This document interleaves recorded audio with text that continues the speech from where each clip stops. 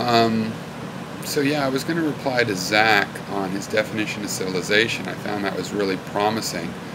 Um, maybe I can find in comments somewhere a definition of civilization. Um, I think it might have been in the missing videos, but it had something to do with, perpetual growth. And I agree, this is true, that we need to invent some sort of economic system that isn't dependent on perpetual growth. I like the definition. I thought it was a positive direction to have a definition, because then we could start to narrow in, because civilization is how we live in the West now. So it's melted around lots of, traditions and mannerisms of humans that can't really be blamed on civilization. Pizza's been industrialized and marketed, but some local pizza shops are just making good pizza, and I don't think we need to get rid of pizza, and there's homemade pizzas, and we don't really want to associate something like that just with civilization. We don't want to parks. If people live together in large numbers, they have to consciously save some natural space and some green belt parks, or whatever you want to call them. Civilization's done that. We don't really want to say that's bad just because civilization's done it. So we're trying to sort out, to me, the most general definition of what civilization is, it's city building. It's the city-states, and this is why we have slavery and war associated with it, because the city-states, we're into that. But they're also into a kind of open commerce. There's a cosmopolitan thing in cities that is good. You can be exposed to a lot of ideas, a lot of radical individualism and art and cultures coming together, and food and books and movies and film and theater and music. And so there's some positive things associated directly with civilization if you take civilization as building cities. So the question really is, if that's true, can we build cities without war? Can you have a city without some form of slavery? And I think we can.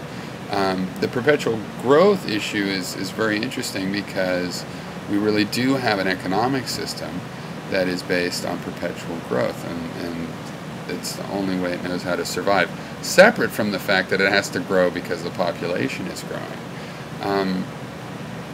We obviously need to design some sort of steady-state economy that would make sense without growth, because eventually we're going to want to not continue to populate. We need to figure out what's sustainable in cities. Cities might take some toll. There's some leeway in sustainability. To use an extreme example, if you have a system that is not sustainable forever, for example, slavery isn't sustainable forever, just for many reasons, but one being that the slaves don't want to put up with it. How many generations do you have before they get the revolt they deserve from day one? But if things like that are sustainable, let's say, again, my extreme example I was going to give, until the sun blows up, then maybe that's sustainable enough. I don't think slavery nearly passes that test. A lot of our practices, most of our practices, the way we live, don't pass that test. And obviously, if it's just perpetual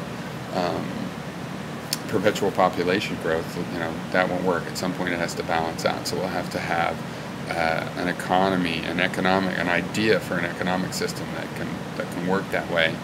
I'm really disappointed those videos are gone before I could reply to them. I don't know where they went. I hope they get put back up, or some other version, because I really thought it was a breakthrough. All that, and the way that that Zach, you're interacting with Everett's vlog. I think you guys are coming from different enough angles that I really respect. That you, Zach, can show some appreciation for that challenge, and take it as a challenge to help rebut his points.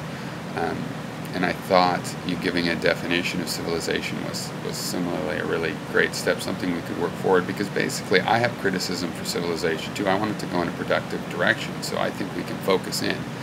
Because I already agree with the poetic condemnation of civilization. I just don't agree with deifying something else, or making it too simplistic, like there can't be a solution, or it all leads to destruction is the only solution, and those kinds of things. Because, other than that, yes, it can be roundly condemned in a lot of aspects. But yeah, I don't have those definitions to work from anymore, so I don't know. It'd be nice if someone would offer them again, and we could maybe make some progress, because I agree with condemning civilization in a lot of ways. Even maybe the term can't be salvaged. We can build something new. I just don't want to to demonize it and then end up saying, so tribalism works. No, tribalism wasn't free enough either.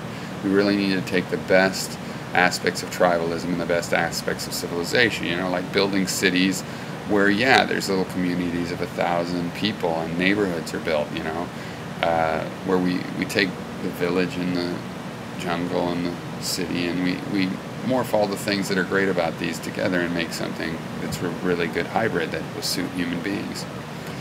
But yeah, so I'm curious where those went, but that's my response for lack of a video to respond to.